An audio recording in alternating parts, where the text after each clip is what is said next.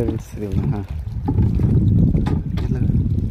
शेतकरी मित्रांनो, आपण ह्या आपला 18-121 ह्या जातीचा ऊस आहे, त्याच्यावर आपण आता नॅनो युरिया, सागरिका आणि 1261 ह्या तिन्हीचे आपण ह्याच्यावर फवारणी घालवलं होतं. आता ऊसाला जवळपास आपल्या 2.5 ते 3 महिने पूर्ण झाले आहेत. तर आपण ऊसावर आज फवारणी घेणार आहेत. तर ह्या पहा आपला सगळा हे जे ऊस आहे हे 1.25 एकर ऊस आहे. तर ह्या 1.25 एकर ऊसामध्ये आपण नॅनो युरिया आपण वापरणार आहे ह्याच्यामध्ये.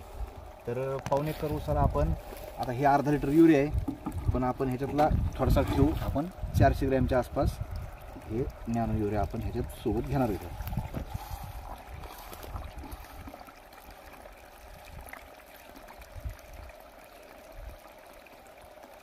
हे 250 ml.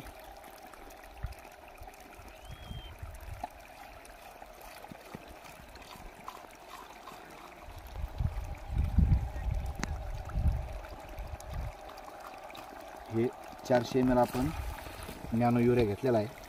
ह्याच्यासोबतच आपण लगेच ह्याच्यामध्ये सागरिका पण घेणार आहे. सागरिका वापरायच्या अगोदर सागरिकाची बाटली ना ती अशी पूर्ण थोडी जरा हलवून घ्या.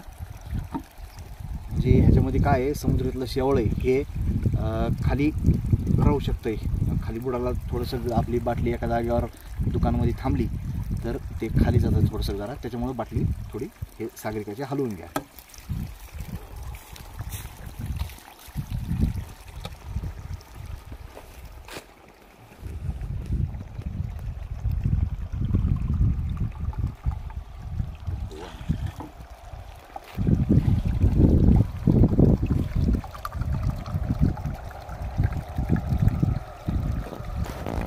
आपण दोन्ही पण 400 ml घेतलेलं आहे. आणि मित्रांनो, हे जे आपलं 1261 आहे हे आपलं ह्या भरपूर पाण्यात विरघळणार नाही, त्याच्यामुळं आपण हे 1261 डायरेक्ट आपण फवाऱ्याच्या टाकीत टाकणार आहे. आणि त्याच्यासोबत स्टिकर पण आपण शेवटला फवाऱ्याच्या टाकीत टाकणार आहे. तर शेतकरी मित्रांनो, ह्या ऊसावर आपण एक फवारणी घेतलेली आहे. ऊस दाखवली जवळ. तर आपण बघू शकता तर ऊसाचे फुटवे हे कसे निघलेले आहेत. तर सगळे फुटवे हे चांगले निघले आहेत आणि ह्याची सगळ्या आपल्या शेतकरी बांधवांनी फवारणी करावं एवढी माझी विनंती आहे. तर शेतकरी मित्रांनो, व्हिडिओ पाहिल्याबद्दल धन्यवाद. राम राम.